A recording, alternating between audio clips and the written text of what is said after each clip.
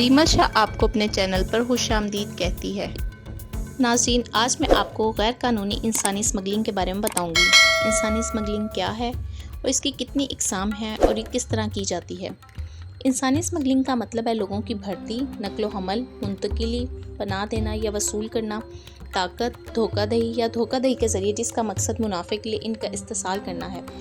مرد، عورتیں اور ہر عمر کے بچے اور ہر بیک گراؤنڈ سے تعلق رکھنے والے اس جرم کا شکار ہو سکتے ہیں، جو دنیا کے ہر خطے میں ہوتا ہے۔ انسانی اسمگلنگ میں کسی قسم کی مزدوری یا تجارتی جنسی عمل حاصل کرنے کے لیے طاقت، دھوکہ دہی یا جبر کا استعمال شامل ہے۔ ہر سال لاکھوں مرد، عورتوں اور بچوں کو دنیا بھر میں اسمگل کیا جاتا ہے، جس میں امریکہ بھی شامل ہے۔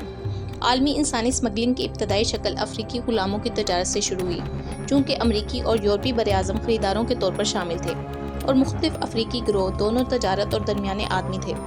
یہ انسانی اسمگلنگ کا پہلا معروف بین الاقوامی بہاؤ ہے۔ اسمگلنگ کے بارے میں خدشات 1800 کی دہائی میں مخالف غلامی اور جسمی فروشی کے خلاف تحریکوں کے ساتھ شروع ہوئے اور ایک سفید غلامی کی گھبراہٹ میں منتقل ہو گئے، جس سے متوسط طبقے کی سفید فام خواتین کی معصومیت اور معاشرے میں مقام کے لیے خوف پیدا ہوا۔ انسانی اسمگلنگ کی 3 عام قسمیں ہیں: جنسی تجارت، جبری مشقت اور گھریلو غلامی۔ جنسی تجارت۔ جنسی اسمگلنگ کی تعریف اسمگلنگ متاثرین 2000 کے پروٹیکشن ایکٹ کے ذریعے کی گئی، جس میں تجارتی جنسی عمل کے مقصد کے لیے کسی شخص کی بھرتی، پناہ گاہ، نقل و حمل، فراہمی، حصول، سرپرستی یا درخواست کرنا ہے۔ اس میں کسی بالغ کو تجارتی جنسی تعلقات میں مشغول کرنے کے لیے طاقت، دھوکہ دہی یا جبر کا استعمال شامل ہے۔ جبری مشقت۔ یہ اس وقت ہوتی ہے جب اپنی مرضی کے خلاف طاقت، دھوکہ دہی یا جبر کے ذریعے کام یا خدمات فراہم کرنے پر مجبور ہوتے ہیں۔ گھریلو غلامی۔ غیر ضروری گھریلو غلامی انسانی اسمگلنگ کی ایک شکل ہے، جو مختلف حالات میں نجی رہائش گاہوں میں کام کرتی ہے، جو متاثرین کے لیے منفرد خطرات پیدا کرتی ہے۔ یہ ایک عام ایسا جرم ہے جس میں گھریلو ملازم اپنی ملازمت چھوڑنے کے لیے آزاد نہیں ہے اور اس کے ساتھ بدسلوکی کی جاتی ہے، اور اگر اسے تمام ادائیگی کی جاتی ہے تو اسے کم معاوضہ دیا جاتا ہے۔ ہندوستان اور پاکستان کی آبادی والے ممالک میں بچوں کی گھریلو غلامی اور جبری چائلڈ لیبر بڑے مسائل ہیں۔ سب سے زیادہ اسمگلنگ ایشیا سے اور افریقہ سے یورپ کی طرف ہوتی ہے۔ حال ہی میں غیر قانونی طریقے سے جاتے ہوئے ترکی سے اٹلی کی طرف کئی شپس ڈوبی ہیں، جس کی وجہ سے بہت سے لوگ مر چکے ہیں۔ حالیہ دنوں میں کوئٹہ کے مختلف بس اڈوں اور دیگر مقامات سے لوگوں کو غیر قانونی طریقے سے یورپ پہنچایا جاتا ہے۔ یہ کام مختلف ایجنٹس کرتے ہیں، جو اور یا تو لوگوں سے بس اڈوں یا واٹس ایپ کے ذریعے رابطہ کرتے ہیں۔ رابطہ کرنے کے بعد 3 مختلف ایجنٹس کی یہ ذمہ داری لگائی جاتی ہے کہ وہ پہلے لوگوں کو کوئٹہ سے ایران سے ترکی اور ترکی کے بعد یورپ پہنچا دیں۔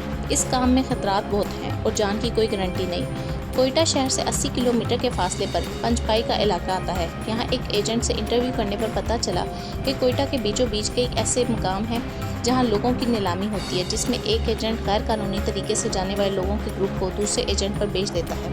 ان لوگوں کو زیادہ تر دن میں لے کر جایا جاتا ہے۔ انہیں بسوں میں بھیڑ بکریوں کی طرح لے کر جایا جاتا ہے اور ایران کے بارڈر پر دوسرا ایجنٹ ان کا انتظار کر رہا ہوتا ہے۔ راستے میں چیک پوسٹ پر پوچھ تاچھ اور گرفتاری کے ڈر سے متعلق جب سوال کیا جاتا ہے تو ایجنٹ نے بتایا کہ انسانی اسمگلنگ کا کام سیکیورٹی پر مامور اہلکاروں کی مدد سے ہوتا ہے۔ ہر سال 8.5 لاکھ مردوں، عورتوں اور بچوں کی خرید و فروخت کی جاتی ہے۔ انسانی اسمگلنگ دنیا بھر میں تیزی سے بڑھتا ہوا جرم بنتا جا رہا ہے۔ ایتھوپیا کے انسانی تاجر $800 میں ایک بچہ فروخت کرتے ہیں۔ انسان اپنے مقاصد اور تسکین کے لیے پھول جیسے بچوں کے ساتھ جانوروں سے بدتر سلوک کر سکتا ہے۔ یہ واقعی دل ہلا دینے والی بات ہے۔ اونٹ ریس عربوں کا پسندیدہ کھیل ہے۔ وہ اس ریس میں جوئے پر لگائی گئی لاکھوں درہم کی رقم ان معصوم بچوں کے ذریعے جیتتے ہیں، جنہیں وہ بوریوں میں بند کر کے اونٹ کی پیٹھ پر لاد دیتے ہیں۔ ان بچوں کی عمریں 7 سے 8 سال کے درمیان ہوتی ہیں۔ بوریوں میں بند ان بچوں کے رونے اور چیخنے چلانے سے اونٹ زیادہ تیز بھاگتے ہیں۔ اس دوران کتنی ماؤں کے لختے جگر ہلاک ہو چکے ہیں، کسی کو معلوم نہیں اور نہ کبھی کسی فلاحی تنظیم نے اس کے بارے میں معلومات عام کرنے کا سوچا ہے۔ اسلحہ منشیات کے بعد انسانی اسمگلنگ دنیا کا تیسرا بڑا غیر قانونی منافع بخش کاروبار بن گیا۔ انسانوں کی اسمگلنگ بھی انہی راستوں سے ہوتی ہے جن راستوں سے منشیات اور اسلحے کی اسمگلنگ ہوتی ہے۔ اس غیر قانونی دھندے میں جرائم پیشہ عناصر معصوم بچوں کو بیرون ملک فروخت کر دیتے ہیں، جہاں کم سن بچوں سے جبری مشقت لینے کے علاوہ ان کا جنسی استحصال بھی کیا جاتا ہے۔ نوجوانوں کی نسبت کم عمر بچوں کی اسمگلنگ کی شرح زیادہ ہے، جس سے بچوں کی تجارت ایک عالمی مسئلے کے طور پر ابھر رہی ہے۔ یونیسیف کی رپورٹ کے مطابق ہر سال تقریباً 12 لاکھ بچے اس تجارت کا حصہ بنتے ہیں۔ اسمگل کیے جانے والے بچوں سے کئی کام لیے جاتے ہیں۔ ان بچوں سے کاشتکاری، کارخانوں اور گھریلو کاموں میں جبری مشقت لی جاتی ہے۔ انہیں ذہنی تشدد کا نشانہ بنانے کے علاوہ چوری اور منشیات فروشی پر بھی مجبور کیا جاتا ہے۔ غربت اور گھریلو حالات سازگار نہ ہونے کی وجہ سے غریب والدین ان ایجنٹوں کی باتوں میں آ جاتے ہیں، جو انہیں سبز باغ دکھا کر بچوں کو اپنے جال میں پھانس لیتے ہیں۔ ان بچوں کی عمر میں بمشکل 10 سے 12 سال کے درمیان ہوتی ہے کہ ان کی ذہنی اور جسمانی پختگی بھی بہت کم ہوتی ہے، جس کی وجہ سے وہ نہ تو ان ظالموں کے چنگل سے آزاد ہو سکتے ہیں اور نہ ہی ان کی حکم عدولی کر سکتے ہیں۔ اس کے علاوہ ہزاروں بچے ایسے بھی ہیں جن کے والدین معاشی مجبوری کی وجہ سے انہیں صرف 1 یا 2 ماہ کی عمر میں بے اولاد جوڑوں کے آگے فروخت کر دیتے ہیں۔ یونیسیف کے اعداد و شمار کے مطابق کوئٹے مالا سے 1000 سے 1500 شیر خوار بچے ہر سال امریکہ اور یورپ کے جوڑے گود لیتے ہیں۔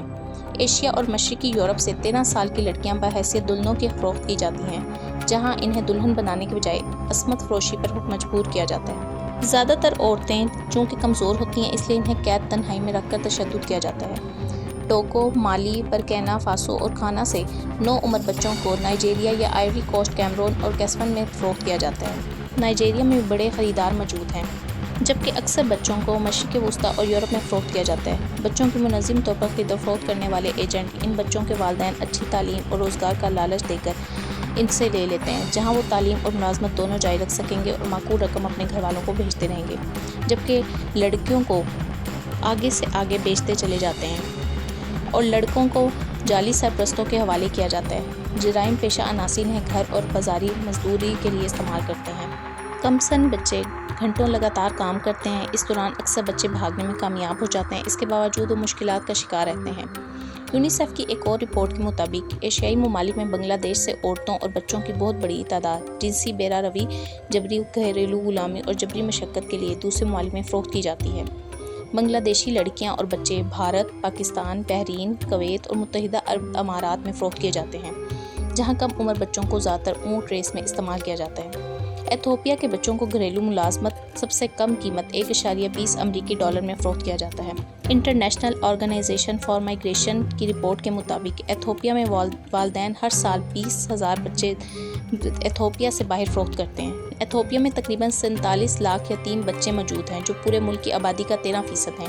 ان میں 2 لاکھ بچے دارالحکومت کی گلیوں میں چھت کے بغیر رہنے پر مجبور ہیں۔ یہ ایسے بچے جو انسانی حقوق سے محروم، غربت، قسم پرسی کی حالت میں پروان چڑھ رہے ہیں۔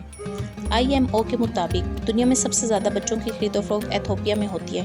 ایجنٹ ان بچوں کے والدین کو 2.4 امریکی ڈالر دیتے ہیں اور اس حساب سے ہزاروں بچے خریدے جاتے ہیں۔ غیر قانونی انسانی نقل و حمل کا اگر بین الاقوامی مارکیٹ کے طور پر جائزہ لیا جائے تو اس کو بڑھانے میں سپلائی اور ڈیمانڈ دونوں شامل ہیں۔ اگر سپلائی کا جائزہ لیا جائے تو اس میں غربت، تعلیم کی کمی اور اپنی زندگی بہتر بنانے کے لیے لوگوں کی خواہشات شامل ہیں۔ اس کاروبار میں 70 سے 95% خواتین کا جنسی استحصال کیا جاتا ہے اور 66% نفسیاتی مسائل سے دوچار ہو کر ہسپتال پہنچ جاتی ہیں۔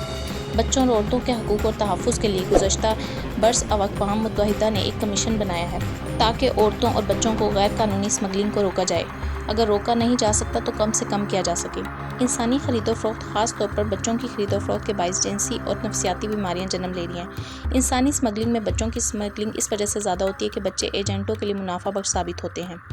ریمل شاہ اپنے ادارے اور چینل کی طرف سے آپ کا شکریہ ادا کرتی ہے۔ دنیا کی مختلف قوموں اور ملکوں، صحت، سیاست اور تمدن۔ مزید معلومات کے لیے میرے ساتھ جڑے رہیں۔